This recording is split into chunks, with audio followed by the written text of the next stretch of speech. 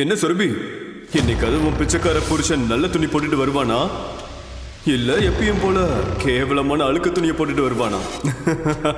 பிறந்தநாள் விழா இன்னும் சற்று நேரத்தில் ஆரம்பிக்க இருக்கும் போது அனைவரின் முன்னிலையிலும் சுரபியை சங்கர் கேவலப்படுத்தினான். அதை கேட்டு அவள் கோபமடைந்து, மரியாதையா பேச சங்கர்.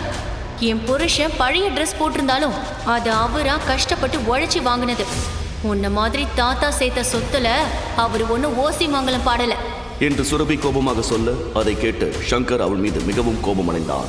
அவன் அடுத்த வார்த்தை பேசுவதற்குள் அங்கு புருஷோத்தமன் குரூப் ஆஃப் இண்டஸ்ட்ரீஸின் உரிமையாளர் மற்றும் சேர்மன் புருஷோத்தமன் அவரது செல்ல மருமகள் ரேணுகா தேவியுடன் அங்கு வந்தார்.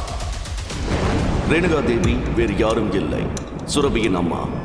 புருஷோத்தமனுக்கு பல்லாயிரம் கோடி சொத்து உள்ளது.